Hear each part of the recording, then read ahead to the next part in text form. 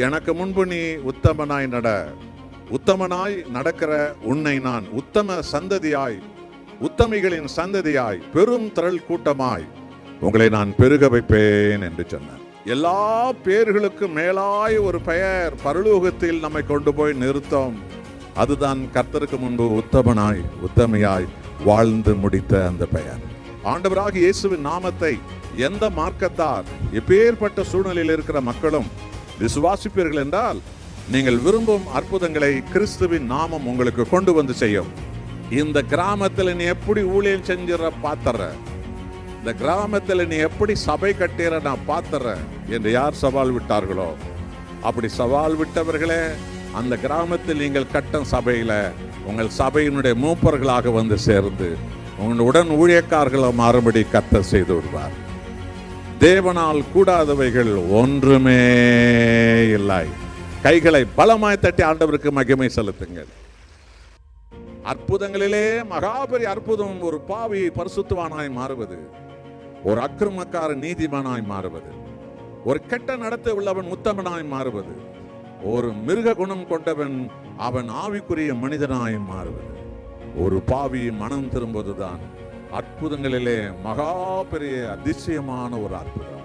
நீதிமானின் வாழ்க்கை உன்னை உயர்ந்த சிங்காசனத்திலே கொண்டு போய் உட்கார வைக்கும்.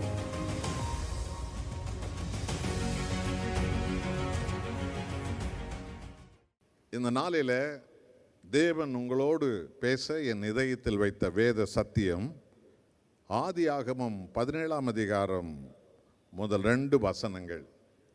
ஆதியாகமம் 17 முதல் 2 வசனங்கள். அபிராம் 99 வயதான போது கர்த்தர் அபிராமுக்கு தரிசனமாகி, நான் சர்வ வல்லமுள்ள தேவன், நீ எனக்கு முன்பாக நடந்து கொண்டு உத்தமனாயிரு. நான் உனக்கும் எனக்கும் நடுவாக என் உடன்படிக்கை ஏற்படுத்தி உன்னை மிகவும் திரளாய் பெருக பண்ணுவேன் என்றார். ஒரு நிமிஷம் கண்களை மூடுவோம். கர்த்தாவே, உமக்கு முன்பு என் உயிருள்ள நாளெல்லாம் நான் உத்தமனாய் நடக்க, உத்தமையாய் நடக்க என்னை அபிஷேகியும். சாத்தானின் மேடைகளை நான் மிதிக்க என்னை அபிஷேகியும்.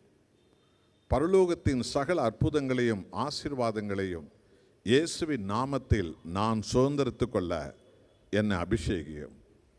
இந்தியாவில் உள்ள 140 கோடி மக்களையும் கர்த்தாவே இயேசுவே உமக்கு நாங்கள் ஆதாயப்படுத்திக் கொள்ள என்னை அபிஷேகியும். எல்லாருமாய் நாம் கண்களை மூடி ஜெபிப்போம். அன்பின் பரலோக பிதாவே, சர்வலோகத்தின் கடவுளே, நீர் கிறிஸ்தவர்களுக்கு மாத்திரம் தேவன் அல்ல, மீட்பர் அல்ல, ஆண்டவர் அல்ல, இரட்சகர் அல்ல, அற்புதர் அல்ல. மாறாக எரேமியா 32ஆம் அதிகாரம் 27வது வசனத்தில் கர்த்தர் சொன்னீர், இதோ நான் மாம்சமான யாவருக்கும் தேவனாகிய கர்த்தர், என்னால் செய்யக்கூடாத அதிசயமான காரியம் ஒன்று உண்டோ என்று நீ சொன்னீர்.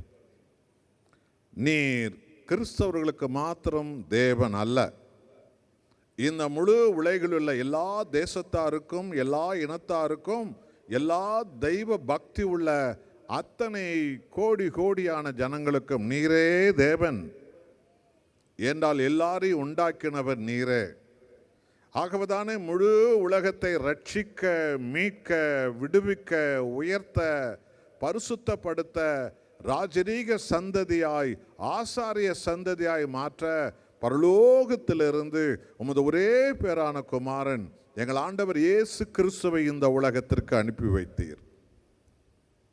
மனித குலத்தின் மீட்புக்காக தன் ஜீவனையே கொடுத்த அன்பின் கர்த்தாவே, நீர் கிறிஸ்தவர்களுக்கு மாத்திரம் தேவன் அல்ல, மீட்பர் அல்ல, இரட்சகர் அல்ல, சகல பக்தி உள்ள சகல தேசத்தாருக்கும் நீரே தேவன்.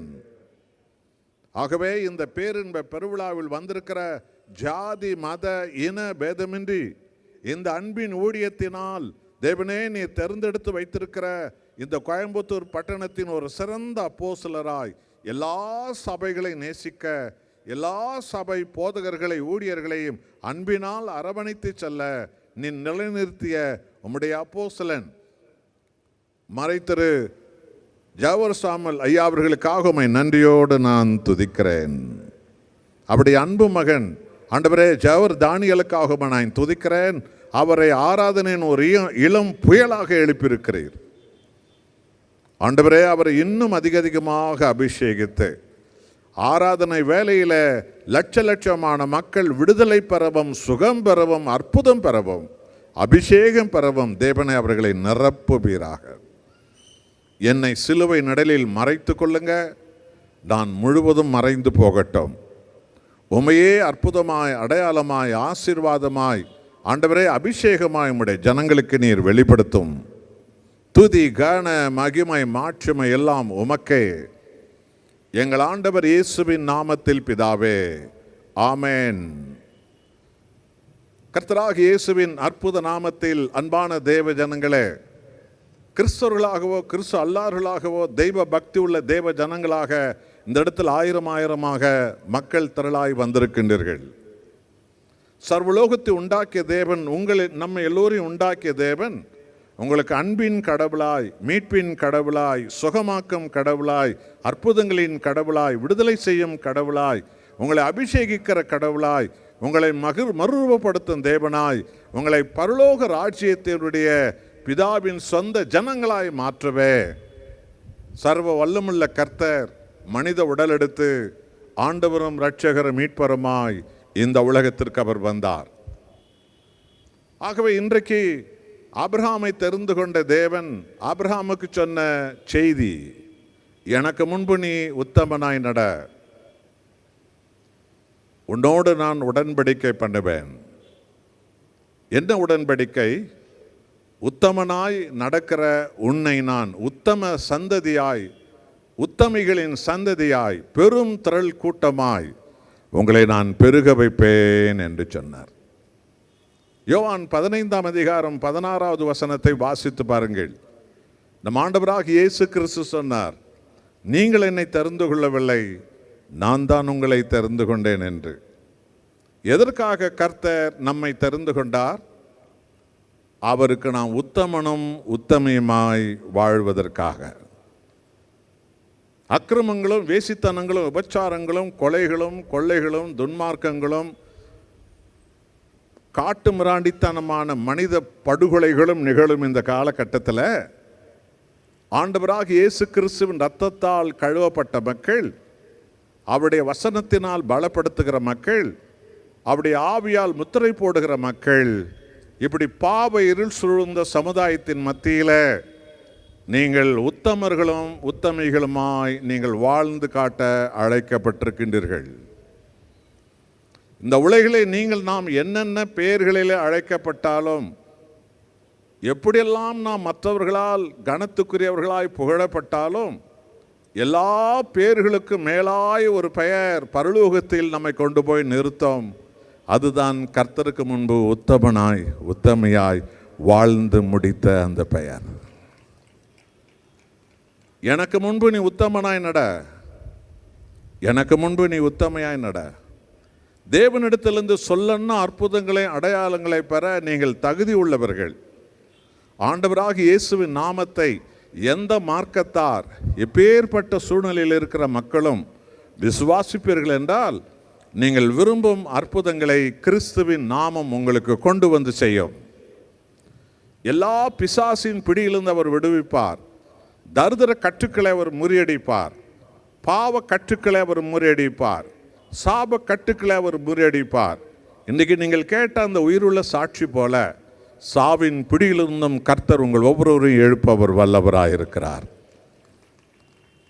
தூக்கி எறியப்பட்ட இடத்துல, தள்ளப்பட்ட இடத்துல, வெறுக்கப்பட்ட இடத்துல, எங்கெல்லாம் நீங்கள் ஏளனமாய் பேசப்பட்டீர்களோ அந்த இடத்திலும் கூட தேவன் உங்கள் முகங்களை கனப்படுத்த வல்லவராயிருக்கிறார். இந்த ஊரில் நீ எப்படி வீடு கட்டிற நான் பார்த்துறேன் என்று யார் சவால் விட்டார்களோ, கர்த்தர் இயேசுவை நம்பு, அதே ஊரில் உன்னை கர்த்தர் உயர்ந்த வீட்டை கட்டும்படி செய்வார். இந்த தெருவில் உன் பிள்ளைகள் எப்படி நடந்துறாங்க நான் பார்த்துறேன் என்று யார் சவால் விட்டார்களோ, அந்த சவாலை ஆண்டவர் இயேசுவிடத்தில் அறிக்கையிடுங்கள். கர்த்தராக இயேசுவை இரவும் பகலும் தேடுங்கள். உங்கள் பிள்ளைகள் அதே தெருவில் நடக்க அந்த தெருவை உங்கள் பிள்ளைகள் ஆச்சரியத்தோடு பார்க்கும்படி தேவன் செய்வார். இந்த ஊரில் நீ எப்படி வியாபாரம் பண்ணிற நான் பார்த்துறேன், இந்த இடத்துல எப்படி நீ வேலை செஞ்சிற நான் பார்த்துறேன் என்று யார் சவால் விட்டார்களோ அந்த சவால் விட்ட இடத்துல நீங்கள் உங்கள் தொழில் மிகவும் பெரிய தொழிலாக உயர்ந்து சவால் விட்டவர்களே உங்கள் கம்பெனியில் வந்து வேலை செய்கிறபடியாக தேவன் செய்து விடுவார். இந்த கிராமத்தில் நீ எப்படி ஊழியம் செஞ்சிட பார்த்துறேன், இந்த கிராமத்தில் நீ எப்படி சபை கட்டிற நான் பார்த்துறேன் என்று யார் சவால் விட்டார்களோ அப்படி சவால் விட்டவர்களே அந்த கிராமத்தில் நீங்கள் கட்டும் சபையில் உங்கள் சபையினுடைய மூப்பர்களாக வந்து சேர்ந்து உங்கள் உடன் ஊழியக்காரர்களை மாறுபடி கர்த்தர் செய்து விடுவார். தேவனால் கூடாதவைகள் ஒன்றுமே இல்லை. கைகளை பலமாய் தட்டி ஆண்டவருக்கு மகிமை செலுத்துங்கள். அற்புதங்கள் உங்கள் மேல் இறங்கி வரும். ஆனால் என் அன்பான தேவஜனங்களே, அந்த ஜீவனுள்ள தேவனுக்கு, சூரிய சந்திரனை உண்டாக்கிய தேவனுக்கு, உங்களை நம்மை அவருடைய ரூபத்தின்படி தெய்வ சாயலாய் படைத்த தேவனுக்கு, ஆண்டவராக இயேசு கிறிஸ்து இரத்தத்தால், அவருடைய ஆவியால், அவருடைய வசனத்தினால், அவருடைய அபிஷேகத்தால் நிரப்பப்பட்ட ஒவ்வொரு ஜனங்களுக்கும் கர்த்தர் உங்களிடத்தில் நம்மிடத்தில் கொடுத்திருக்கிற ஒரு மாபெரும் அழைப்பு, எனக்கு முன்பு நீ உத்தமனாய் நட, எனக்கு முன்பு நீ உத்தமையாய் நட, எனக்கு முன்பு நீ உத்தமனாய் உத்தமையாய் நடக்க வேண்டும் என்று தேவன் உங்களை நம்மை அழைக்கிறார். என் அன்பானவர்களே, இந்த பேரின்ப பெருவிழா வழியாக ஆவியான தேவன் இன்றைக்கு ஒரு விசேஷித்த அபிஷேகத்தோடு தான், ஒரு புதிய காண்டா மிருகத்தின் அபிஷேகத்தோடு தான் இயேசு கிறிஸ்து நாமத்தில் ஜெயம் பெற்றவர்களாக எங்கிருந்து உங்களை ஆண்டவர் எழுப்புகிறார். உங்கள் வீடுகள் இனி துதி வீடுகளாய் மாறும், ஜெப வீடுகளாய் மாறும், ஆண்டவராய் இயேசுவின் வசனத்தை பேசும் வீடுகளாய் மாறும். நீங்கள் எங்கே போய் ஜெபிப்பீர்கள் இயேசுவின் நாமத்தில் அங்கே அற்புதங்கள் நடக்கும். எங்கே போய் ஜெபிப்பீர்கள் அங்கே பிசாசுகள் ஓடும். எங்கே ஜெபிப்பீர்கள் அங்கே வியாதிகள் மறையும் இயேசுவின் நாமத்தினால. அப்படிப்பட்ட பாத்திரங்களாக உங்கள் ஒவ்வொருவரையும் மாற்ற தேவன் வல்லவராயிருக்கிறார். ஆனால் நீங்களும் நாமும் தேவனுக்கு நாம் வாழ்ந்து காட்ட வேண்டிய ஒரு வாழ்க்கை இந்த பூமியில் இருக்கிறது. அவருக்கு முன்பு நாம் உத்தமனாய் உத்தமையாய் நாம் நடக்க வேண்டும். நல்லது. ரோமர் 3ஆம் அதிகாரம் 10ஆம் வசனத்தை வாசித்து பாருங்கள். நீதிமான் ஒருவனும் இல்லை என்று பைபிள் சொல்லுகிறது. இந்த பூமியிலே நீதிமான் ஒருவனும் இல்லையா? காரணம் என்ன? ரோமர் 3ஆம் அதிகாரம் 24வது வசனத்தை பாருங்கள். எல்லோரும் பாவம் செய்து எல்லோரும் தேவ மகிமையை இழந்து விட்டார்கள், நீதிமான் ஒருவனும் இல்லையா? அதோடு மாத்திரமல்ல, பிரசங்கின் புஸ்தகம் 7ஆம் அதிகாரம் 20வது வசனத்தை பாருங்கள். பிரசங்கி 7:20 இப்படியாய் சொல்கிறது, ஒரு பாவமும் செய்யாமல், ஒரே ஒரு பாவமும் செய்யாமல் நன்மையே செய்த நீதிமான் பூமியில் ஒருவனும் இல்லை. அது ஆபிரகமா இருக்கட்டும், அது மோசஸா இருக்கட்டும், அது நோவாவா இருக்கட்டும், அது எலியாவா இருக்கட்டும், அது எலிசாவா இருக்கட்டும், அது தாவீதா இருக்கட்டும், சாலமோனா இருக்கட்டும், அப்போஸ்தலரா இருக்கட்டும், அல்லது நாமா இருக்கட்டும், நீங்களா இருக்கட்டும், ஒரு பாவமும் செய்யாமல் நன்மையே செய்த நீதிமான் பூமியில் ஒருவனும் இல்லை. என் அன்பான தேவ ஜனங்களே, அப்படி என்றால் தேவனாகிய கர்த்தர் எனக்கு முன்பு நீ உத்தமனாய் நட, எனக்கு முன்பு நீ உத்தமையாய் நட என்று நம்மை அழைக்கிறாரே. பாவ சந்ததியிலே பிறந்து, பாவ தலைமுறையில் வளர்ந்து, பாவ சிந்தையுடைய மூழ்கி, பாவமான வழிகளிலே நடந்து, கோணலும் மாறுபாடுமான வழிகளிலே நிலைத்திருக்கிற ஒவ்வொருவரும் எப்படி உத்தமனாய் மாற முடியும்? எப்படி உத்தமர்களாய் மாற்ற முடியும்? இன்றைக்கு எல்லாவற்றுக்கும் காலேஜ் இருக்கிறது, யூனிவர்சிட்டி இருக்கிறது. பாவங்களை கழுவி பரிசுத்தவான மாற்றுகிற காலேஜ் ஏதாவது இருக்குதா? ஏதாவது யூனிவர்சிட்டி இருக்குதா? கண்ணை மாற்றுகிறார்கள், இதயத்தை மாற்றுகிறார்கள், கிட்னியை மாற்றுகிறார்கள். ஆனால் ஒரு மனிதனுடைய ஆவி ஆத்மா சரீரத்தில் இருக்கிற அக்கிரமத்தை எடுத்து போட்டு அவனை உத்தமனாய் மாற்றி காட்டுகிற ஆஸ்பத்திரி ஏதாவது இருக்கிறதா? கொஞ்சம் சிந்திச்சு பாருங்கள். ராக்கெட்டு அங்கே அனுப்பலாமா இங்கே அனுப்பலாமா என்றெல்லாம் ஆராய்ச்சி செய்கிறார்கள். ஆனால் எத்தனை கிராமங்கள் இன்னும் பஸ்ஸை அனுப்ப முடியல, தண்ணியை அனுப்ப முடியல. ஆனால் மேலே இருக்கிற ராக்கெட்டுக்கு எங்கெங்கேயும் அனுப்பி அங்கே தண்ணி இருக்கிறது, இங்கே ஐஸ் கட்டி இருக்கிறதுன்றெல்லாம் சொல்லி கொண்டிருக்கிறார்கள். இருக்கட்டும், அந்த தண்ணியை உலகத்துக்கு கொண்டு வர முடியுமா? முடியாது. ஐஸ் கட்டி உலகத்துக்கு கொண்டு வர முடியுமா? முடியாது. அங்கே அது இருக்குது, இங்கே இருக்குது என்று சொல்லுகிறார்கள். இப்படிப்பட்ட உலக புகழ்பெற்ற ஆராய்ச்சியாளர்கள், விஞ்ஞானிகளால் ஒரு பாவியை பரிசுத்தவானாய் மாற்றக்கூடிய ஆராய்ச்சி ஏதாவது இருக்கிறதா? ஒன்றுமே இல்லை.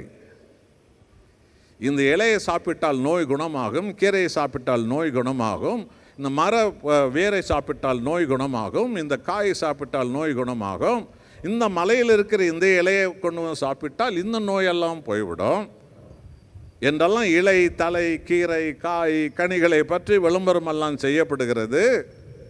ஆனால் எந்த இலையை சாப்பிட்டால், எந்த கீரையை சாப்பிட்டால், எந்த காயை சாப்பிட்டால், எந்த மர வேரை சாப்பிட்டால் ஒரு பாவி பரிசுத்தவானாய் மாற்ற முடியும் என்று ஏதாவது இலை இருக்கிறதா? ஏதாவது தலை இருக்கிறதா? ஏதாவது வேர் இருக்கிறதா? அல்லது அதுக்கென்று ஏதாவது ஒரு மலையில் ஏதாவது ஒரு மூலிகை பொருள் இருக்கிறதா? என்ன? ஒன்றுமே இல்லை. அப்படி என்றால் ஒரு பாவமும் செய்யாமல், ஒரு நன்மையும் செய்யாமல் நீதியே செய்த நீதிமான், பாவமே செய்யாத நீதிமான் உலகில் ஒருவரும் இல்லை என்று வேதம் சொல்லுகிறது. அப்படி என்று சொன்னால் இந்த மனித குலத்தை உத்தம ஜனமாக, நீதிமானின் சந்ததியாக யாரால் மாற்ற முடியும்? எந்த சட்டத்தால் மாற்ற முடியும்? எந்த ஆராய்ச்சியால் மாற்ற முடியும்? எந்த மருத்துவத்தால் மாற்ற முடியும்? எந்த காலேஜால் மாற்ற முடியும்? எந்த யூனிவர்சிட்டியால் மாற்ற முடியும்? மனித குலத்தை உண்டாக்கிய மகா பரிசுத்தமான தேவன் ஒருவரால் தான் அதை செய்ய முடியும். ஆகவேதான் பரிசுத்தர் பரிசுத்தர் பரிசுத்தர் பரிசுத்தர் பரிசுத்தர் என்று துதிகள் மத்தியில் வாசம் என்னும் தேவாதி தேவன், கர்த்தாதி கர்த்தர் மனித உடல் எடுத்து ஆண்டவராக இயேசு கிறிஸ்து இந்த உலகத்துக்கு வந்தார். அந்த ஆண்டவர் இயேசு செய்த மகத்துவமான காரியம் என்ன? இதோ என்னுடைய ரத்தத்தை வாங்கி குடியுங்கள், பாவ மன்னிப்புக்காக உங்களுக்காகவும் எல்லோருக்காகவும் சிந்தப்படுகிற என் ரத்தம் என்று சொல்லி அவருடைய பரிசுத்த ரத்தத்தை அவரை விசுவாசிக்கிற சந்ததிகள் குடிக்கும்படி அன்றைக்கு செய்தார். இன்றைய வரைக்கும் வேதம் போதிக்கிற பரிசுத்த சபையில் அவருடைய உடலாக அப்பத்தையும் அவருடைய இரத்தமாக திராட்சைப்பழ ரசத்தையும் ஜபத்தின் வழியாய், விசுவாசத்தின் வழியாய் இன்றைக்கும் ஆவியான தேவன் சபைகளிலே திருவிருந்தாக கொடுக்கிறார். என் ரத்தத்தை வாங்கி குடியுங்கள் என்று சொல்லி ஆண்டவராக இயேசு கிறிஸ்து அவரை விசுவாசிக்கிற ஒவ்வொரு மகனுக்கும் மகளுக்கும், எந்த ஜாதியானோ, எந்த மார்க்கத்தானோ, எந்த இனத்தானோ, அவன் நல்லவனோ கெட்டவனோ, அவன் எப்பேற்பட்ட பாவியோ எப்பேற்பட்ட துரோகியா வாழ்ந்தவனோ, ஆண்டவர் இயேசுவை விசுவாசிக்கிற ஒவ்வொருவருக்கும் இயேசு கிறிஸ்து ரத்தம் குடிக்க கொடுக்கப்படுகிறது. அந்த ஆண்டவர் இயேசு கிறிஸ்து முதலாவதாக என்ன செய்கிறது? 1 யோவான் 1ஆம் அதிகாரம் 7ஆம் வசனத்தின் 2ஆம் பகுதி, கர்த்தராகிய இயேசு கிறிஸ்து ரத்தம் சகல பாவங்களை நீக்கி, சகல பாவங்களை நீக்கி உங்களை சுத்திகரிக்கிறது. கைகளை பலமாய் தட்டுங்க. அல்லேலூயா. பார்த்தீங்களா? ஆதாம் ஏவாள் ரத்தத்திலிருந்து வந்த சகல பாவம், உன்னுடைய முன்னோர்கள், நம்முடைய முன்னோர்கள் வழியாக வந்த பாவம், நம்முடைய தாத்தா பாட்டி வழியா, நம்முடைய அப்பா அம்மா வழியா வந்த பாவம், நமது அறிவு தெரிந்த காலத்தில் நாம் செய்த சகல பாவங்களை நீக்கி இயேசு கிறிஸ்து ரத்தம் உங்களை பரிசுத்தவானாய் பரிசுத்தவதியாய் அது மாற்றி விடுகிறது. இரண்டாவதாக ரோமர் 5ஆம் அதிகாரம் 9வது வசனம், கர்த்தராகிய இயேசு கிறிஸ்து ரத்தம் உங்களை நீதிமானாய் மாற்றுகிறது. கைகளை பலமாய் தட்டி ஆண்டவருக்கு நாம் நன்றி செலுத்துவோம். மூன்றாவதாக லேவியர் 17ஆம் அதிகாரம் 11வது வசனம் சொல்கிறது. லேவியர் 17:11, நீங்கள் வீடுகளில் சென்றாலும் இந்த வசனங்களை தயவு செய்து தேவ சமூகத்தில் உட்கார்ந்து திருப்பி பாருங்கள். ஆவியானவர் உங்களோடு பேசுவார். மாம்சத்தின் உயிர் இரத்தத்தில் இருக்கிறது. மாம்சத்தின் உயிர் இரத்தத்தில் இருக்கிறது. அந்த இரத்தத்தை உங்கள் பாவ பரிகாரத்திற்காக பலிபீடத்தில் வைக்கும்படி நான் சொன்னேன் என்றார் கர்த்தராகிய தேவன். ஆகவே இரத்தத்தில் தான் உயிர் அணுக்கள் இருக்கிறது. ஒருவருக்கு ஆப்ரேஷன் நடக்கிறது என்றால் இந்த பக்கம் ரத்தம் கொட்டிக்கொண்டே இருக்கும், இன்னொரு பக்கம் உடம்புல ரத்தம் ஏற்றிக்கொண்டே இருப்பார்கள். இன்றைக்கு நீங்கள் எந்த டாக்டரை போய் சந்தித்தாலும் அந்த டாக்டர்கள் இந்துக்களாகவோ இஸ்லாமியர்களாகவோ ஜெயினர்களாகவோ பௌத்தர்களாகவோ கடவுளை இல்லைன்னு சொல்கிற இயக்கத்தை சார்ந்தவர்களாகவோ அந்த டாக்டர் இருப்பார். ஆனால் அந்த டாக்டர் அவரை போய் பார்க்கிற ஒவ்வொரு வியாதிக்காருக்கும் சொல்கிற முதல் ஆலோசனை என்ன தெரியுமா? நாளைக்கு காலையில் நீங்கள் பிளட் செக் பண்ணி உங்கள் ரிப்போர்ட்டை என்கிட்ட கொண்டு வாங்கன்னு சொல்லுவார். எதுக்கு? இரத்தத்தில் உயிர் இருக்கிறது. நீ சொல்ல தெரியாத வியாதிகளை ரத்தம் சொல்லும். நீ விவரிக்க முடியாத நோய்களை ரத்தம் சொல்லும். 3 மாசத்துக்கு முன்பு நீ எப்படி வாழ்ந்த, இன்றைக்கு உன் ரத்தத்தை எடுத்து பரிசோதித்தால் அது சொல்லிவிடும். அன்பானவர்களே, 150 வருஷத்துக்கு முன்பு தான் மருத்துவத்துறை உண்டாக்கினாங்க. அதுவும் சிலுவையிலும் தான் ஆரம்பமானது மருத்துவத்துறை. அதனால தான் எந்த மதத்தை சார்ந்த டாக்டராக இருந்தாலும் ஒரு சகப்பு வட்டத்தில் ஒரு சகப்பு சிலுவை போட்ட போர்டு வச்சுன்னு இருப்பார். அதுதான் டாக்டருக்கு அதிகாரம். இயேசு கிறிஸ்துவின் ரத்தத்திலிருந்து தான் மருத்துவத்துறை உண்டானது. கைகளை தட்டி ஆண்டவருக்கு நாம் நன்றி செலுத்துவோம். இது 150 வருஷத்துக்கு முன்பு உண்டாக்குனாங்க. அவங்க தான் கண்டுபிடிச்சாங்க மனுஷனுடைய உயிர் அணு எங்கே இருக்கிறது என்றால் ரத்தத்தில் இருக்கிறது. அதை எப்போ கண்டுபிடிச்சாங்க? 4000 ஆண்டுகளுக்கு முன்பு தேவன் இந்த பரிசுத்த வேதத்தில் சொல்லியிருக்கிறதை கண்டுபிடித்தார்கள். மாம்சத்தின் உயிர் ரத்தத்தில் இருக்கிறது. என் அன்பான தேவ ஜனங்களே, ஆகவே ஆண்டவருடைய இயேசு ரத்தம் ஒரு பாவி மனம் திரும்பி இயேசுவை ஏற்றுக்கொள்ளும் போது அவனுடைய பாவங்களை கழுவி அவனை பரிசுத்தவானாய் மாற்றுகிறது. ஆண்டவராக இயேசு ரத்தம் அவனை நீதிமானாய் உத்தமையாய் மாற்றி விடுகிறது. 3ஆவதாக, ஆண்டவர் இயேசு ரத்தத்தை குடிக்கும் பொழுது இயேசுனுடைய ஜீவன் உயிர் ஒவ்வொரு விசுவாசியின் ஆத்துமாவில் வந்து விடுகிறது. என் ஜீவனையே உங்களுக்கு நான் கொடுக்கிறேன். கைகளை தட்டும் எல்லாரும் தேவனுக்கு மகிமையாக. எப்படி நீதிமானானீர்கள் என்று விளங்குகிறதா? உங்களை உண்டாக்கிய தேவனாலே, உங்களை உண்டாக்கிய தேவனாலே, உங்களை உண்டாக்கிய கர்த்தராலே, நம்மை உண்டாக்கிய தேவனால தான் நாம் எல்லோரும் நீதிமானாய் ஆக்கப்பட்டோம். நாம் பரிசுத்தவானாய் ஆக்கப்பட்டோம். நீதிமானின் சந்ததியாய் ஆக்கப்பட்டோம். என் அன்பான தேவ ஜனங்களே, இது மனிதனால் உண்டானதல்ல, மனித அறிவால் உண்டானதல்ல, பாரம்பரியத்தால் உண்டானதல்ல, ஜாதி பெருமையால் உண்டானதல்ல, குல பெருமையால் உண்டானதல்ல, கோத்திரத்தால் உண்டானதல்ல. கர்த்தராகிய இயேசு கிறிஸ்து சிந்திய இரத்தத்தால் மனித குலத்துக்கு உண்டான மகிமை. ஆகவே ஆண்டவராகிய இயேசு கிறிஸ்து உங்களுக்கு நமக்கு சொல்லும் செய்தி என்ன? எனக்கு முன்பு நீ உத்தமனாய் நட.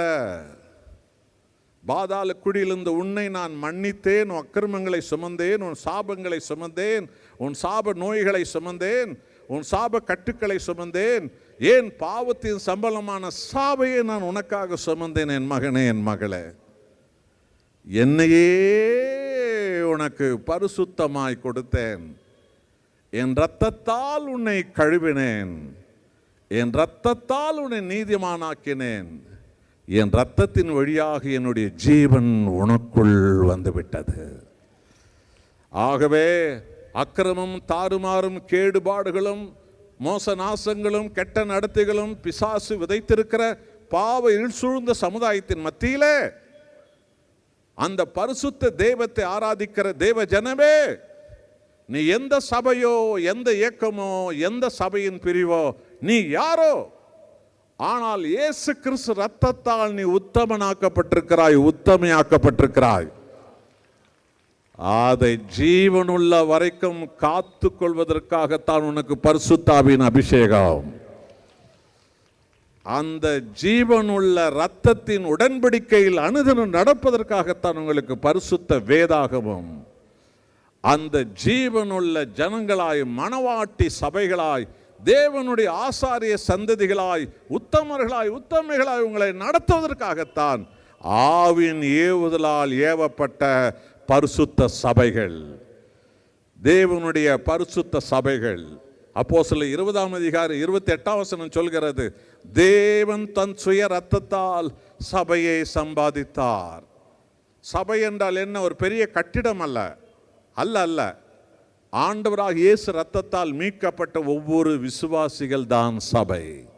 நீங்கள் எல்லாரும் தான், நாம் எல்லோரும் தான் தேவனுடைய சபைகள். அவருடைய தூய ரத்தம் சிந்தப்பட்டு நாம் எல்லோரும் வாங்கப்பட்டோம், மீட்கப்பட்டோம், கழுவப்பட்டோம், அழைக்கப்பட்டோம்.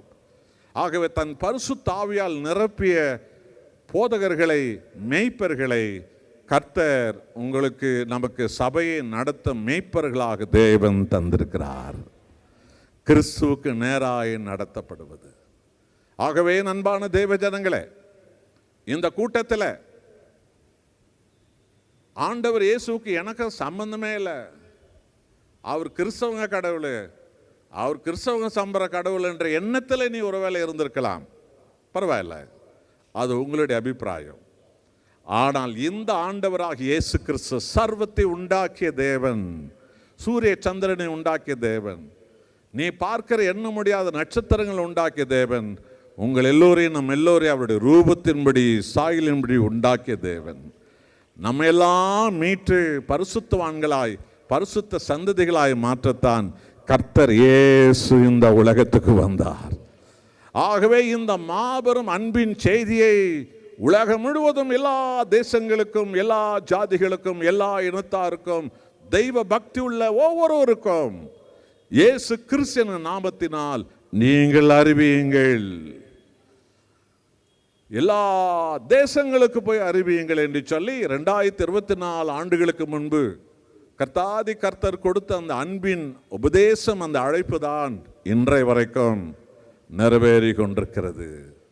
இன்றைக்கே உங்களை முழுவதுமாக, இனி எனக்கு பாவ வாழ்க்கை வேண்டாம், ஆண்டவராக இயேசு நீதான் எனக்கு வேண்டும் என்று யாரெல்லாம் அறிக்கையிடுவீர்களோ, உங்கள் மேல் இயேசு கிறிஸ்து ரத்தம் தெளிக்கப்படும். ஆவியானவர் உங்கள் மேல் இறங்கி வருவார். அற்புதங்களிலே மகாபெரிய அற்புதம் ஒரு பாவி பரிசுத்தவானாய் மாறுவது, ஒரு அக்கிரமக்காரன் நீதிமானாய் மாறுவது, ஒரு கெட்ட நடத்தை உள்ளவன் உத்தமனாய் மாறுவது, ஒரு மிருக குணம் கொண்டவன் அவன் ஆவிக்குரிய மனிதனாய் மாறுவது, ஒரு பாவி மனம் திரும்புவதுதான் அற்புதங்களிலே மகா பெரிய அதிசயமான ஒரு அற்புதம். ஆகவே என் அன்பான தேவ ஜனங்களே, ஆண்டவர் இயேசு ரத்தத்தால், ரோமர் 4:25 சொல்கிறது, ரோமர் 4:25 இப்படியாய் சொல்கிறது, அவர்தானே நமது பாவங்களுக்காக ஒப்பு கொடுக்கப்பட்டோம், நம்ம எல்லாம் நீதிமானாய் மாற்றுவதற்காக எழுப்பப்பட்டோம் இருக்கிறார். இன்றைக்கு இந்த பேரின்ப பெருவிழாவை பராக்கு பார்க்க வந்திருக்கலாம், குற்றம் கண்டுபிடிக்க வந்திருக்கலாம், பரியாசம் பண்ண வந்திருக்கலாம், ஏனோ தானோ என்ற எண்ணத்தில் வந்திருக்கலாம், எனக்கும் இயேசு கிறிஸ்துக்கு எந்த சம்பந்தம் இல்லைங்க என்ற எண்ணத்தில் நீ வந்திருக்கலாம், அது உங்களுடைய அபிப்பிராயம். ஆனால் உன்னை உண்டாக்கிய கர்த்தர் இன்றைக்கு நீ பாவங்களை விட்டு மனம் திரும்பி ஆண்டவராக இயேசுவே நீர் எனக்கு தேவை என்று அர்ப்பணிப்பாய் என்றால் அவருடைய ரத்தம் உன்மேல் தெளிக்கப்படும். நீ உத்தமனாய், உத்தமையாய் மாறுவாய். நீ விரும்பும் அற்புதங்கள் இயேசுவின் நாமத்தில் உன்னை தேடி வரும். நீ எதிர்பார்த்த அற்புதங்கள் உன்னை தேடி வரும். உன் பாவங்கள் மன்னிக்கப்பட, உன் உடல் உறுப்பில் இருக்கிற சகல நோய்களை விட்டு பிசாசு ஓடி விடுவான் இயேசுவின் நாமத்தினாலே. ஹல்லேலூயா, ஹல்லேலூயா. அவரால் நாம் நீதிமான்களாக ஆக்கப்பட்டோம். இந்த நீதிமானின் வாழ்க்கையை உயிருள்ள வரைக்கும் அனுதினமும் ஆவியின் அபிஷேகத்தால் பாவத்தை வெறுத்து ஆண்டவர் இயேசுவை நேசித்து பாவ இச்சைகளை வெறுத்து பாவ சுவாபங்களை வெறுத்து ஆண்டவர் இயேசுவை நேசித்து நடக்கிற ஒவ்வொரு பிள்ளைகளுக்குத்தான் அந்த ஆவியானவருடைய முத்திரை இருந்து உங்கள் எல்லா இடத்துல உத்தமனாய் உத்தமையாய் உத்தமனாய் உத்தமையாய் உங்களை ஆண்டவர் இயேசு அவருடைய சாட்சியாக அவர் நிறுத்துவார். நீங்கள் ஒரு வியாபார ஸ்தாபனம் வைத்திருப்பீர்கள் என்று வைத்துக்கொள்வோம். உங்கள் வியாபார ஸ்தானத்தினுடைய அந்த கதவை ஒரு நாள் திறக்க எந்த வேலைக்காரன் கையில் அந்த கம்பெனி சாவியை கொடுத்து அனுப்புவீங்க? எல்லா வேலைக்காரன் கையிலையும் நீங்கள் நிச்சயமாக கொடுத்து அனுப்பவே மாட்டீங்க. நீங்கள் வெளியில் போகும்போது உங்கள் வீட்டு சாவியை பூட்டி எந்த வீட்டில் நீங்கள் கொடுத்துட்டு போவீங்க? உங்கள் வீட்டு சாவியை உங்கள் தெருவில் இருக்கிற எல்லா வீட்டிலையும் நீங்கள் கொடுக்க மாட்டீங்க. யார் ஒரு உத்தமமான வேலைக்காரனோ உண்மை உள்ள வேலைக்காரனோ அவங்க கையில் தான் உங்கள் கம்பெனி சாவியை கொடுப்பீங்க. யார் உங்களுக்கு மிகவும் நம்பிக்கைக்குரியவங்க, உங்கள் மேலே மிகவும் நேசத்துக்குரியவங்களோ அவங்க கையில் தான் உங்கள் வீட்டு சாவியை கொடுப்பீங்க. இதே நீங்கள் அப்படி கொடுப்பீங்கன்னு சொன்னால் அப்போ சர்வலோகத்தை உண்டாக்கிய தேவன் உங்களுக்கு வல்லமையும் அற்புதங்களையும் அடையாளங்களையும் ஆசீர்வாதங்களையும் நமக்கு கொடுக்கணும்னு சொன்னால் நாம் எவ்வளவு உண்மை உள்ளவர்களாக இருக்கணும் இல்லையா? அவர் ரத்தத்தால் கழுவப்பட்ட நாம் உத்தமனாக இருக்கணும் இல்லையா? உத்தமையாக இருக்கணும் இல்லையா? உத்தமையாக இருந்தவர்கள் தானே. அதைத்தான் ஆபிரகாமுக்கு சொன்னார், எனக்கு முன்பு நீ உத்தமனாய் நட, உன்னோடு நான் உடன்படிக்கை பண்ணுவேன். உன்னோடு தான் நான் பண்ணுவேன். அந்த உடன்படிக்கை என்ன? உன்னை திரளாய் பெருக பண்ணுவேன். கைகளை பலமாய் தட்டி ஆண்டவருக்கு நாம் நன்றி செலுத்துவோம். ஹல்லேலூயா. எனக்கு முன்பு நீ உத்தமனாய் நட, எனக்கு முன்பு நீ உத்தமையாய் நட, உன்னோடு நான் உடன்படிக்கை பண்ணுவேன். உன்னையும் உன் சந்ததியும் திரளாய் நான் பெருக பண்ணுவேன். உன்னையும் உன் சபையும் நான் திரளாய் பெருக பண்ணுவேன். உன்னையும் ஊழியத்தையும் நான் திரளாய் பெருக பண்ணுவேன்.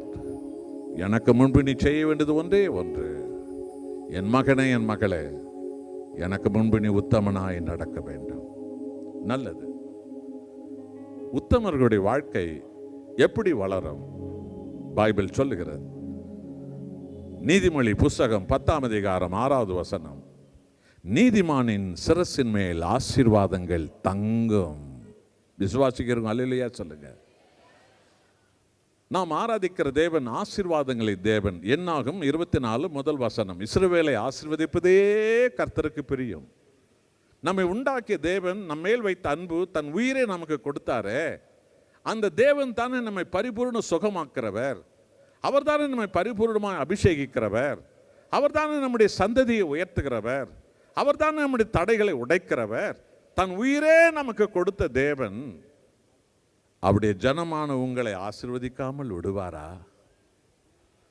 ஆகவே நீ உத்தமனாய் நட, உத்தமையாய் நட.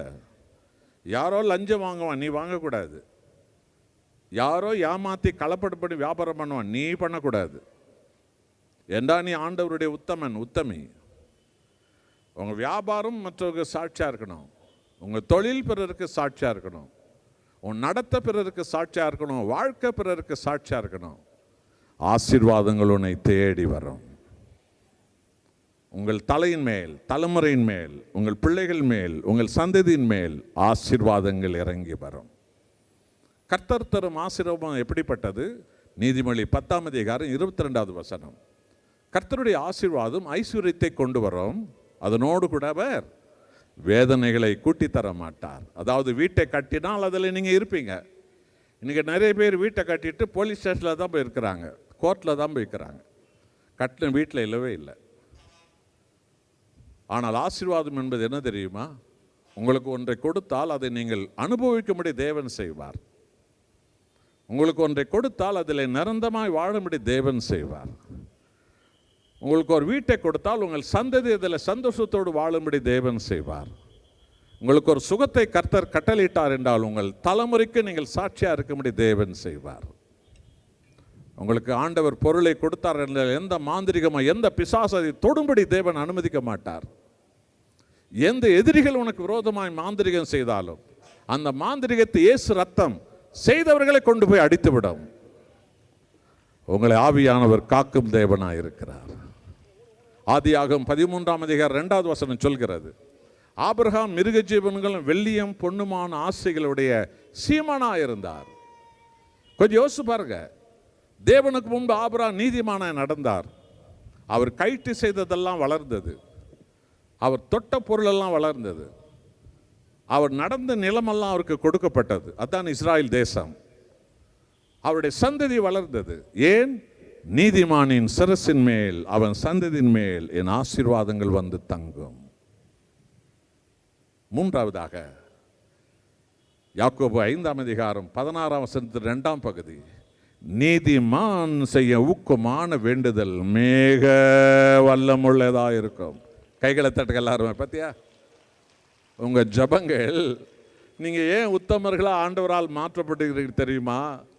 உங்களுடைய ஜபங்கள் ஏறெடுக்கும் போது அது வல்லமையானவைகளை கொண்டு வரும், அது மகிமையானவைகளை கொண்டு வரும், அது அதிசயமானவைகளை கொண்டு வரும். உங்களுடைய ஜபங்கள் நீதிமான் செய்யும் ஊக்கமான வேண்டுதல் மிக பலனுள்ளது. ஜபத்திலே வல்லமை உள்ள ஜபம் நீதிமான் செய்யும் ஜபம். ஆகவேதான் கர்த்தராகிய இயேசு அவருடைய இரத்தத்தால் உங்களை உத்தமர்களாய் உத்தமிகளாய் நம்மை மாற்றி வைத்திருக்கிறார். நான்காவதாக நீதிமொழி 11:30 சொல்கிறது, நீதிமான் ஜீவ விருட்சம், அவன் ஒரு பச்சை பசேல் என்ற ஆற்றங்கரை ஓரத்தில் நடப்பட்ட ஒரு பச்சை பசேல் என்ற மரமாக இருப்பான். அது என்றைக்கும் காய்ந்த இலைகள் இருக்காது. அதில் அன்பு இருக்கும், சமாதானம் இருக்கும், நீதி இருக்கும், நேர்மை இருக்கும், உத்தமம் இருக்கும், பரிசுத்தம் இருக்கும், தன்னடக்கம் இருக்கும், இச்சையை வெறுத்த சுவாபம் இருக்கும், சுயத்தை சாகடித்த சுவாபம் இருக்கும். அங்கே ஆவிக்குரிய சகல சுவாபங்களும் இருக்கும். ஆத்துமாக்களை ஆதாயப்படுத்துகிறவன் ஞானவான். நீதிமானை கொண்டு தான் கர்த்தர் பிசாசை துரத்துவார். உத்தமை வைத்துத்தான் தேவன் வியாதிகளை மறை வைப்பார். உங்களை நம்ம ஏன் தேவன் உத்தமன் உத்தமையை மாத்திரா தெரியுமா? நீங்க இருக்கிற கிராமம் எல்லாம் இயேசுவின் நாமம் வளர வேண்டும். நீங்க இருக்கிற தெருவெல்லாம் வியாதிக்காரர்களுக்கு நீங்கள் ஜெபிக்கணும், கட்டப்பட்டவர்களுக்கு ஜெபிக்கணும் இயேசுவின் நாமத்தினால. உத்தமர்களை கொண்டு தான் கர்த்தர் சாத்தானின் கோட்டைகளை மிதிப்பார். உத்தமைகளை கொண்டு தான் கர்த்தர் கலகி போன கண்களை மாற்றி அமைப்பார். உங்களை நம்மை தேவன் உத்தமர்களும் உத்தமிகளுமாய் மாற்றியிருக்கிறார். ஐந்தாவதாக லூக்கா 23:50-51 பாருங்க. பைபிள் சொல்லுகிறது, அரிமத்தை யோசேப்பு நீதிமான உத்தமனுமாய் இருந்தான், தேவ ராஜ்யம் வர காத்திருந்தான். இன்றைக்கு நிலா சகப்பாய் மாறிவிட்டது, சூரியனில ஓட்டை விழுந்து விட்டது, உலக நாடுகள் எல்லாம் இன்றைக்கு சூடாக மாறிவிட்டது. ஒரு பக்கம் உலக நாடுகள் எல்லாம் வெள்ளத்தால் மூழ்கி இருக்கிறது. வர்ணிக்க முடியாத அக்கிரமங்கள், வர்ணிக்க முடியாத வியாதிகள், வர்ணிக்க முடியாத கொள்ளைகள், வர்ணிக்க முடியாத துரோகங்கள் உலகம் எங்கும் இன்றைக்கு நிலவி கொண்டிருக்கிறது. ஆண்டவர் இயேசுனுடைய வருகைக்கு இவையெல்லாம் அடையாளங்கள். இஸ்ராயேலை சுற்றிலும் எதிரிகள் சூழ்ந்திருக்கிறார்கள். ஆண்டவர் இயேசுவின் வருகைக்கு நெருங்கிய ஒரு அடையாளங்கள் என்று அறியப்பட்டிருக்கிறது. ஆனால் இன்றைக்கு நீங்கள் மரணத்தை சந்திப்பீர்கள் என்றால் தேவராஜ்யத்தில் நுழைவீர்களா? அரிமத்தை யோசேப்பை பற்றி வேதம் சொல்லுகிற சாட்சி, அவர் உத்தமன நீதிமானமா இருந்தாரா, தேவராஜ்யத்துக்கு காத்திருந்தாரா? என் அன்பான தேவ ஜனமே, அம்மா ஐயா, தம்பி தங்கச்சி, தேவ ஜனங்களே, தேவ மனிதர்களே, அரிமத்தை யோசேப்பு நீதிமான உத்தமனமா இருந்தாரா? நான் சொல்லவில்லை, கர்த்தர் சொல்லுகிறார். லூக்கா 23:50-51 தேவ ராஜ்யத்துக்கு காத்திருந்தாரா? அப்போது ஆண்டவருடைய ராஜ்யத்துக்கு காத்திருக்கிறவங்களாம் எப்படி இருக்கணும்? உலகத்தில் உத்தமனும் உத்தமமாய் இருக்கணும்.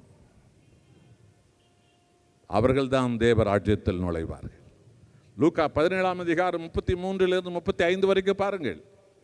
34-35 2 பேர் படுக்கையில் இருந்தார்கள், ஒருவர் எடுக்கப்பட்டார், ஒருவர் விடப்பட்டார். 2 பேர் வயலில் இருந்தார்கள், ஒருவர் எடுக்கப்பட்டார், ஒருவர் விடப்பட்டார். 2 பேர் இயந்திரம் அரைத்து கொண்டு, அதாவது கோதுமை அரைத்து இருந்தாங்களாம், காலையில் மத்தியானம் ராத்திரி ரொட்டி சுடுவதற்காக. அதில் ஒருவர் எடுக்கப்பட்டார், ஒருவர் விடப்பட்டாராம். அப்போ ஒரு நாள் பகல், ஒரு நாள் இரவு, ஒரு நாள் மாலை, ஒரு நாள் காலை, ஒரு நாள் நடுராத்திரி, ஒரு நாள் விடியற்காலை. அப்ப கர்த்தாதி கர்த்தர் வரும்போது வானம் திறக்கப்படும். ஒரு நாடு காலை, ஒரு நாடு மாலை, ஒரு நாடு மத்தியானம், ஒரு நாடு மாலை, ஒரு நாள் நடுஇரவு, இப்படியான சூழ்நிலைகள் இருக்கும். ஒருவர் எடுக்கப்பட்டாராம். யார் அது? உத்தமமாய் உத்தமையாய் வாழ்ந்தவர்கள் எடுக்கப்பட்டார்கள். அக்கிரமத்தை பிடித்து கொண்டவர்கள், நாளைக்கு பார்த்துக்கலாம் சொல்லி பிடித்து கொண்டவர்கள் விடப்பட்டார்களாம். என் அன்பான தேவஜனமே, இந்த பேரின்ப பெருவிழாவிலே கர்த்தர் உங்களை அழைக்கிறார். தேவ ராஜ்யத்துக்கு சொந்தமானவர்களே, அழிந்து போகிற உலக மாயிலே சிக்கி வாழாதே. ஆண்டவராக இயேசு கிறிஸ்து ரத்தத்தால் நீ கழுவப்படு கழுவப்படு கழுவப்படு, உத்தமனாய் உத்தமையாய் மாறு. ஆவியின் அபிஷேகத்தால் உத்தமனாய் உத்தமையாய் மாறு. நீ உத்தமனாய் மாறும்போது வியாதிகள் மறையும். உத்தமையாய் மாறும்போது சாபங்கள் மறையும், பிசாசுகள் ஓடும், எல்லா சாப கட்டுக்கள் முறியும் இயேசுவின் நாமத்தினாலே. கடைசியாக ஒன்றை சொல்லி நான் ஜெபிக்கிறேன். பரிசுத்த ஆவியானவர், அருமையான தேவ மனிதர், இந்த பட்டணத்தில் இந்த பேரின்ப பெருவிழாவில் எல்லா சபைகளையும் அரவணைத்து, எல்லா ஊழியக்காரர்களையும் அன்பு செய்து, எந்த நிபந்தனை இல்லாமல் எல்லாரையும் அரவணைத்து செல்லும் ஒரு நல்ல அன்பின் இதயம் கொண்ட இந்த அன்பின் ஊழியத்தின் ஸ்தாபகர், எங்களுடைய ஆவிக்குரிய சகோதரராய் இன்றைய கிறிஸ்தவ உலகில் இந்த கோயம்புத்தூர் பட்டணத்தில் ஒரு உயர்ந்த அப்போஸ்தலனாய் நிறுத்தப்பட்டிருக்கிற அருமையான மறை திரு ஜவஹர் சாமுவேல் ஐயா அவர்களுடைய தலைமையில் இந்த பேரின்ப பெருவிழா இப்படிப்பட்ட பல லட்சக்கணக்கான பணத்தை செலவு செய்து வாலிப பிள்ளைகளுடைய அபிஷேக ஆராதனைகளோடு கூட லட்சமான பணத்தை இதுக்காக செலவு செய்து ஏற்பாடு செய்யப்பட்ட இந்த கூட்டம் எதற்காக? நீங்கள் எல்லோரும் தேவனுடைய ஜனங்களாய் மாறுவதற்காக. உங்கள் சந்ததிகள் எல்லாம் தேவனுடைய சந்ததிகளாய் மாறுவதற்காக. உங்கள் வழியாக உங்கள் குடும்பங்கள் கோத்திரங்கள் எல்லாம் பரலோகத்தின் ஜனங்களாய் மாறுவதற்காக. ஆகவே கடைசியாக ஒன்றை நான் சொல்லி நான் ஜெபிக்கிறேன். 2 வாலிபர்களை தேவன் தேர்ந்தெடுத்தார். 2 பேரும் தேவனால் தெரிந்து கொள்ளப்பட்டவர்கள் தான். ஒருவன் யோசேப்பு, ஒருவன் சிம்சோன். அவன் தன் அண்ணன் தம்பிகளால் வெறுக்கப்பட்டான் யோசேப்பு. என்றால் தேவன் அவனுக்கு ஒரு சிங்காசன தரிசனத்தை காட்டினார். அதை தன் யதார்த்தமாய் தன் அண்ணன் தம்பியிடத்தில் அவன் சொல்லும்போது அவர்கள் எல்லோரும் கோபமடைந்தார்கள், ஆத்திரமடைந்தார்கள். இவனை ஒழித்து கட்டணும் என்று சொல்லி கங்கணம் கட்டினார்கள். அதனுடைய விளைவு ஆதியாகமம் 37ஆம் அதிகாரம், ஆதியாகமம் 39ஆம் அதிகாரம் 2ஐ வாசித்து பாருங்கள். அவனை 20 வெள்ளிக்காசு எகிப்தி வியாபாரிகளுக்கு விற்றுவிட்டார்கள். ஆனால் பைபிள் சொல்லுகிறது யோசேப்போடு கர்த்தர் இருந்தார். 17 வயது நிரம்பிய வாலிபன் யோசேப்பு போத்திபார் என்று சொல்லும் ஒரு அரண்மனை அதிகாரி வீட்டில் வேலைக்காரனாக இருந்தான். கர்த்தர் அவனோடு இருந்ததுனால அந்த போத்திபார் இருதயத்தில் அவன் பெரிய இடம் பெற்றான். வேலைக்காரர்களுக்கே தலைவனாக நியமிக்கப்பட்டான். அங்கே பிசாசு யோசேப்பை சந்தித்தான். உங்களை சிங்காசனத்துக்கு அழைத்திருக்கிறார், வெற்றிக்கு அழைத்திருக்கிறார், அபிஷேகத்துக்கு அழைத்திருக்கிறார், அற்புத அடையாளங்களுக்கு பாத்திரமாக உங்களை அழைத்திருக்கிறார். உங்களை கொண்டு பல லட்சக்கணக்கான ஆத்துமாக்கள் ஆதாயம் பண்ணும் தேவனுடைய பணிக்காக ஊழியக்காரர்கள் உங்களை நம்மை தேவன் அழைத்திருக்கிறார். ஆனால் ஒரு நாள் நமது வாழ்க்கையில் பிசாசு நம்மை சந்திப்பான். எல்லார் வாழ்க்கையில் இது நிச்சயமாக நடக்கணும். யோசேப்பை பிசாசு சந்தித்தான். எப்படி? அக்கிரமத்தில், கேடுகளில், கெட்ட நடத்தையில், துரோகத்தோடு வாழ்ந்தவள் போத்திபாருடைய மனைவி. அவளை பிசாசு தன் கை பாத்திரமாக எடுத்து பயன்படுத்தி யோசேப்பை பாவம் செய்யும்படி அவள் இழுத்தாள். உங்கள் வாழ்க்கையில் கூட ஊதாரிகள், கெட்ட நடத்தைகள், துன்மார்க்கர்கள், சினிமா பைத்தியங்கள், சீரியல் சிந்தனை உள்ளவர்கள், பல அசுத்த எண்ணங்கள் உள்ளவர்கள், மறைவான பாவம் உள்ள ஆண்கள் பெண்களை உங்கள் வாழ்க்கையில் ஒரு நாள் நீங்கள் சந்திப்பீர்கள். உன்னுடைய சிங்காசனத்தை தடுப்பதற்கு பிசாசு அவர்களை உங்கள் மத்தியிலே கொண்டு வருவான். எச்சரிக்கை! யோசேப்பை பாவம் செய்யும்படி அவள் கட்டாயப்படுத்தினாள்.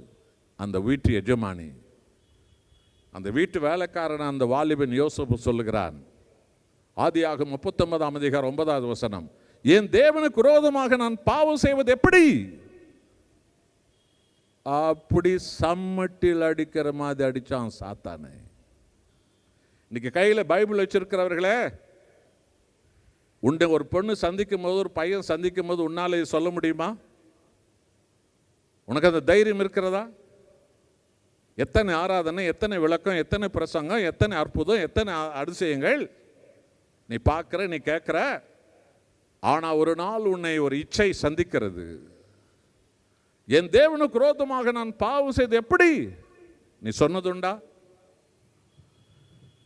நீ உத்தமனாய் மாறணும் சொன்னா பாவத்தை நீ எதிர்த்து நிற்கணும். யோசேப்பு எதிர்த்து நின்றான். மீண்டும் அந்த பாவம் அவனை தொடர்ந்தது. இன்னொரு முறை முயற்சி பண்ணி பார்ப்போம். ஆதியாகமம் 39:12, அவன் ஆடை பிடிச்சு இழுத்தா, அந்த இடத்தை விட்டு அவன் ஓடிவிட்டான். கர்த்தர் அவனை தன் கையில் எடுத்தார். எந்த தேசத்தில் அடிமை வேலைக்காரனா இருந்தானோ, வீட்டை கழுவுறான், டாய்லெட்டை கழுவுறான், குதிரையை கழுவுறான், ஒட்டகத்தை கழுவுறவனா இருந்தானோ, அந்த யோசேப்பு 17 வயது நிரம்பி வாலிபனை 13 வருஷம் தேவன் ஒரு பாதுகாப்பான இடத்தில் வைத்து அவனை பாதுகாத்து 30வது வயதில் அதே எகிப்து தேசத்தின் பிரதம மந்திரியாக கர்த்தர் உயர்த்தினார். சத்தமாய் அல்லேலூயா சொல்லுங்க. நீதிமானின் வாழ்க்கை உன்னை உயர்ந்த சிங்காசனத்திலே கொண்டு போய் உட்கார வைக்கும். ஒரு வாலிபனை, அவனும் 17 வயது தான், சிம்சோன், கர்த்தர் அவனை அழைத்தார். நியாயாதிபதி புஸ்தகம் 13 அதிகாரம் 5வது வசனம், உன் மகன், ஒரு மகன் பிறப்பான், அவனை நசரேன் என்று நீ சொல்வாயாக. நசரேன் என்றால் தேவனுக்கென்று பிரித்தெடுக்கப்பட்டவன் என்ற அர்த்தம். அவன் இஸ்ராயேல் ஜனங்களை பெலிஸ்தரிடத்திலிருந்து விடுவிப்பான். அதாவது பாவ பிசாசிடத்திலிருந்து தேவ ஜனங்களை விடுவிக்கிற ஊழியக்காரனாய் அவன் இருப்பான் என்று சொல்லப்பட்டது. அவனுக்கு 17 வயது நிரம்பியது. பைபிள் சொல்லுகிறது, நியாயாதிபதி 14 அதிகாரம் முதல் 3 வசனங்கள், அவன் திம்னாத் என்ற பட்டணத்துக்கு போய், காசா என்று சொல்ல, இன்றைக்கு இருக்கிறத காசா அந்த ஊரில் தான், போய் ஒரு பெலிஸ்தே பெண்ணை கண்டு, இவளை தான் நான் கல்யாணம் பண்ணிக்குவேன் என்று சொல்லி, எந்த பெலிஸ்தே இனத்திலிருந்து ஜனங்களை விடுவிக்கணுமோ அந்த பெலிஸ்தே இனத்திலே ஒரு பெண்ணுக்கு அவன் அடிமையாகிவிட்டான். அவன் பெற்றோர் கலங்கினார்கள், கண்ணீர் விட்டார்கள். மகனே, நீ தேவனுடைய பிள்ளை, நீ தேவனுக்கென்று தெரிந்து கொள்ளப்பட்டவன், நீயா இப்படி செய்கிறாய்? முடியாது, அவள் என் கண்ணுக்கு இன்பமானவள், என் கண்ணுக்கு அவள் பிரியமானவள். அவளை நிச்சயம் பண்ணிட்டாங்க. நியாயாதிபதி புஸ்தகம் 16 அதிகாரம் முதல் வசனத்தை பாருங்க. அவன் காசாவுக்கு சென்றான், திரும்ப காசாவுக்கு போகிறான். அங்கு ஒரு வேசியை கண்டு அவளோடு வாழ போய்விட்டான். அங்கே ஒரு பொண்ணு நிச்சயம் பண்ணி வச்சிருக்கிறாங்க. காரணம், அவன் கண்ணுக்கு அவ இன்பமாக இருந்தாலாம். இப்போது காசான்ற ஊரில் போனோன்னா அவள் இன்னும் அதிகமாக பவுடர் போட்டுன்னுக்கிறா, வீட்டுக்கு அடிக்கிற பெயிண்டெல்லாம் அவள் அடிச்சுன்னுக்கிறா. அதை பார்த்த உடனே இவன் பார்க்குறான், இது நடா இப்படி நான் பார்த்ததில்லை என்று சொல்லி அவளிடத்தில் வாழ போய்விட்டான். அதே நியாயாதிபதி புஸ்தகம் 16 அதிகாரம் 4 வசனத்தை பாருங்க. அவன் தெலீலாள் என்ற பெண்ணோடு தொடர்பு வைத்திருந்தான். கவனிச்சு பார்த்தீங்களா? இச்சை, தேவனுக்கென்று அழைக்கப்பட்டவன், ஆனால் அந்த இச்சை என்ற பிசாசை ஜெயிக்க அவனுக்கு தெரியல, சுயத்தை சாகடிக்க தெரியல, அவனுடைய சுய மாம்சத்தை வெறுக்க அவனுக்கு தெரியல. உங்களை எத்தனை பேருக்கு தெரிஞ்சிருக்கிறது? உணர்ந்து பாருங்க. கர்த்தர் உங்களை நேசிக்கிறார். அதனால்தான் அந்த அன்பின் ஊழியத்தின் வழியாக பேரின்பத்திற்கு வந்திருக்கின்றீர்கள். ஆண்டவராக இயேசுவே அந்த பேரின்பம். அவரை பூரணமாக ஏற்றுக்கொண்டு வந்த பேரின்ப பெருவிழாவின் உச்சத்துக்கு செல்வார்கள். முடிவு என்ன? அந்த தெலீலாள் காசுக்காக வேலை செய்கிறவள். ஒரு நாள் எதிரிகள் வந்து சொன்னார்கள், உனக்கு நான் அதிகம் பணம் கொடுக்குறோம், அவனை காட்டி கொடு. அவள் ஒப்பந்தம் பண்ணி கொண்டாள், கொடுங்க பணத்தை, என் கால்களை தான் படுத்திருக்கிறான். தேவனுடைய பாதத்தில் இருக்க வேண்டிய சிம்சோன் தெலீலாவின் பாதத்தில் இருந்தான். அவள் காட்டி கொடுத்தாள். நியாயாதிபதி 16ஆம் அதிகாரம் 21வது வசனம் சொல்கிறது, பெலிஸ்தர்கள் அவனை பிடித்தார்கள், அவர் 2 கண்களையும் அவர்கள் குருடாக்கினார்கள். முதல்ல நியாயம் தீர்ப்பு எங்கே வந்தது என்று பார்த்தீங்களா? கண்ணுக்கு தான். இந்த கண்ணு தான் இச்சைக்கு அவன் அடிமையாக்கடா. 2 கண்களை குருடாக்கினார்கள். பிறகு மொட்டை அடித்தார்கள், அவன் அழகு போனது. பிறகு விலங்கு போட்டார்கள், அவன் பலம் அடங்கப்பட்டது. அவனை சிறைச்சாலைக்கு கொண்டு போய் கைதிகளுக்கு இட்லி சுடவும் தோசை சுடவும் மாவரைக்கிற இடத்துல அவனை வச்சுட்டாங்க. 2 பேர் தேவனால் அழைக்கப்பட்டவர்கள். நீங்கள் நாம் எல்லோரும் தேவனால் அழைக்கப்பட்டவர்கள் தான். என் அன்பான தம்பி, அன்பான தங்கச்சி, அருமையான ஐயா, அருமையான அம்மா, அருமையான பெரியோர்களே, சகோதரர்களே, சகோதரிகளே, நீ எங்க இருக்கிற? நீ எதை பற்றி கொண்டு வாழ்ந்து இருக்கிற? உன்னைத்தான் கர்த்தர் விடுவிக்க, உன்னை தப்புவிக்க, உன்னை உயர்த்த, உன்னை கழுவ, உன்னை பரிசுத்தப்படுத்த அவர் ஆவலுள்ளவராய் காத்திருக்கிறார். ஒருத்தனை பாருங்க, கீழிருந்து மேலே போனான். யோசேப்பு பிரதம மந்திரி ஆயிட்டான், உலகத்துக்கே சோறு போட்டான் அவன். இன்னொருத்தனை பார்த்தீங்களா? மேலிருந்து கீழே வந்தான், சிம்சோன். இவன் கர்த்தரை பற்றி கொண்டான், உத்தமனாய் வாழ அர்ப்பணித்தான். இவன் இச்சையை பற்றி கொண்டான், இச்சைக்கு அடிமையாகவே வாழ்ந்து முடித்தான். இவன் கீழிருந்து சிங்காசனத்துக்கு பிரதம மந்திரியாக மேலே சென்றான் தேவனால. அவன் மேலிருந்து கீழே வந்து எதிரிகளுக்கு, கைதிகளுக்கு மாவரைக்கிற இடத்துல போய் உட்கார்ந்தான் குருடனாக. என் அன்பான தேவ ஜனமே, இந்த பேரின்ப பெருவிழா இத்தனை லட்சங்கள் செலவு செய்து, இத்தனை லட்சங்கள், இங்க இருக்கிற ஏற்பாடுகள் எல்லாம் பாருங்க. இதெல்லாம் உங்களுடைய பங்கேற்பு இருக்கணும், உங்களுடைய குடும்ப பங்கேற்பு இருக்கணும், உழைப்பின் பங்கேற்பு இந்த பேரின்ப பெருவிழாவில் இருக்கணும். அது உங்களுக்கு பல லட்சங்களை, பல ஆசீர்வாதங்களை, பல அற்புதங்களை அது உங்களுக்கு கொண்டு வரும். இவ்வளவாக ஏற்பாடு செய்யப்பட்டு இந்த தேவ மனிதனால் இந்த பேரின்ப பெருவிழா நடத்தப்படும் நோக்கம் என்ன? நீ இங்கே இருக்கிறாய், ஆண்டவராக இயேசு கிறிஸ்துவிடத்தில் இன்றைக்கு வருவீர்களா? தேவனே, நான் வாழ தெரியாம வாழ்ந்துட்டேன், நான் ஓட தெரியாம ஓடிட்டேன், நான் பேச தெரியாத பேசிட்டேன், நான் நடக்க தெரியாம நான் நடந்துட்டேன். தேவனே, என்னை எவ்வளவு நேசித்தீர், என் தாய் தகப்பன் கண்ணீர் எவ்வளவாய் ஆண்டவரும் சமூகத்துக்கு வந்தது. ஆனாலும் நான் அழிந்து போகிற இச்சைகளை அல்லவா தெரிந்து கொண்டேன். சிம்சோனை போல உயர்ந்த இடத்திலிருந்து நான் கீழே போய் விழுந்திருக்கிறேன். உணர்வீர்களா? அற்புதங்கள் உங்கள் மத்தியில் ஆரம்பமாகிறது. எல்லாருமா எழுந்து நிற்பா. அப்படியே தேவனுடைய பிரசன்னம் உங்கள் மத்தியில் இறங்கி இருக்கிறது. அவருடைய வசனம் வெறுமையாய் வராது, அவர் சொன்னதை செய்யும். அப்படி ஆவியானவர் எங்கு உண்டு அங்கு விடுதலை உண்டு. உணர்வீர்களா?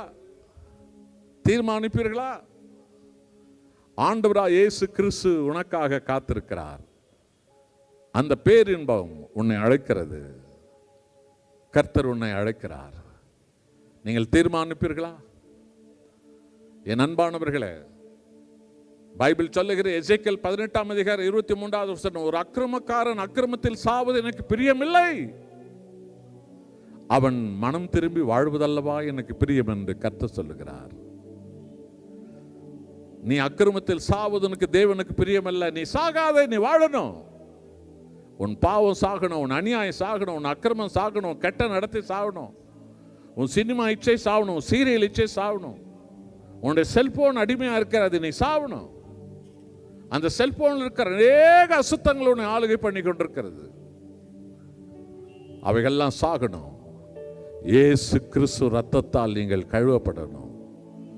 உங்களை கர்த்தர் இந்த கூட்டத்தில் சந்திக்கிறார், பேசுகிறார், பேசிக்கொண்டே இருக்கிறார். தீர்மானம் எடுங்க, தீர்மானம் எடுங்க.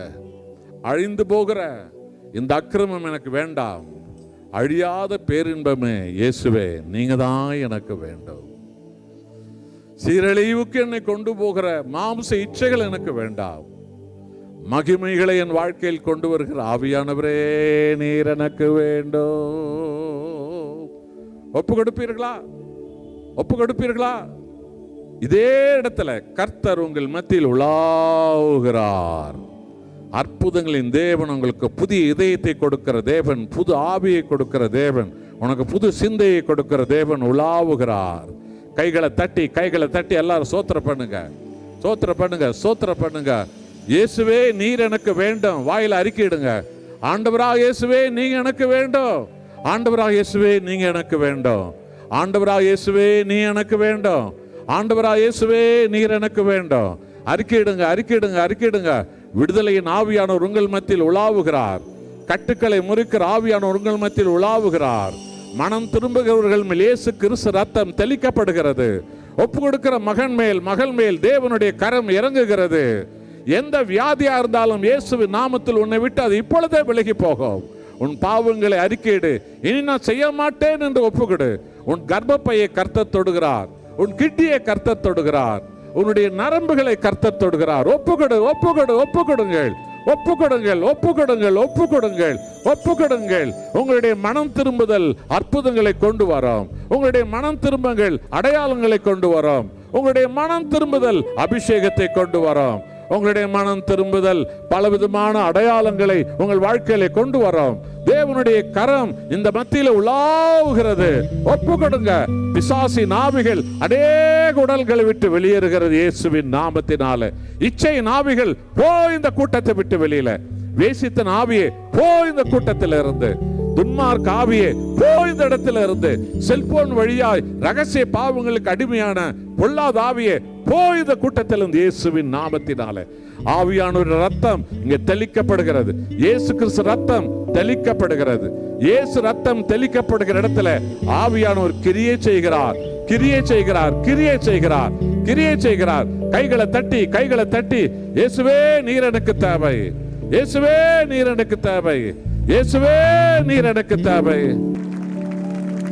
வல்ல செயல்கள் நினைத்து நினைத்து உள்ளமே பொங்குதையா. வல்ல செயல்கள் நினைத்து நினைத்து உள்ளமே பொங்குதையா. வல்லவரே நன்மை செய்தவரே நன்றி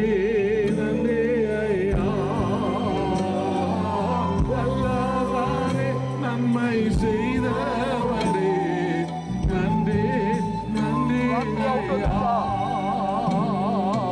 அற்புதரே பரிசுத்தரே ஆராதனை. அல்லேலூயா ஆராதனை. பலியான செம்மறி பாவங்கள் எல்லாம் சுமந்து தீர்த்தவரே. பலியான செம்மறி பாவங்கள் எல்லாம் சுமந்து தீர்த்தவரே.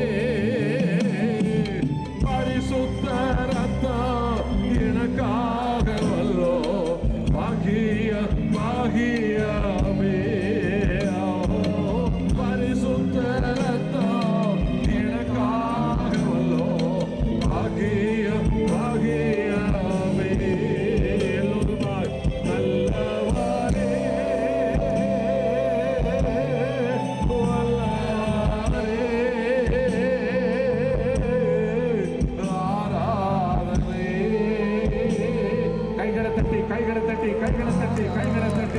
ஆண்டவருக்கு சோத்திரம் பண்ணுங்க, சோத்திரம் பண்ணுங்க, சோத்திரம் பண்ணுங்க. இயேசு கிறிஸ்து ரத்தம், இயேசு கிறிஸ்து ரத்தம் தெளிக்கப்படுகிறது. இயேசு கிறிஸ்து ரத்தம் தெளிக்கப்படுகிறது. இயேசு கிறிஸ்து ரத்தம் தெளிக்கப்படுகிறது. அற்புதத்தின் ஆவியானவர், விடுதலையின் ஆவியானவர், சுகமாக்கும் ஆவியானவர், ரட்சிக்கும் ஆவியானவர், மன்னிக்கும் ஆவியானவர், இயேசுவின் நாமத்தை ஆவியால் உங்கள் ஒவ்வொருவரையும் தொடுகிறார். கைகளை தட்டுங்க. தம்பி, தங்கச்சி, கைகளை தட்டு. நிறுத்தாதே. உன் மேல ஒரு அனல் வரும் மட்டும் துதி துதி. கைகளை தட்டு. ஸ்தோத்திரம் பண்ணு, ஸ்தோத்திரம் பண்ணு. ஒரு அபிஷேகம் உன் மேல இறங்குகிறது. ஒரு அபிஷேகம் உன் மேல இறங்குகிறது. ஒரு அபிஷேகம் உன் மேல இறங்குகிறது. உன் அபிஷேகம் உன் மேல இறங்குகிறது. ஆண்டவருக்கு அற்புதம் லேசான காரியம். அவருக்கு அற்புதங்கள் லேசான காரியம். அதிசயங்கள் லேசான காரியம். அவர் கொண்டு வர அதிசயங்கள் லேசான காரியம். உனக்கு அது கொடுக்கப்படுகிறது. பெற்றுக்கொள். சொந்தப்பட்டு கைகளை தட்டி துதி துதி. உன் மேல ஒரு அனல் வர மாட்டோம். ஒரு அனல் வர மாட்டோம்.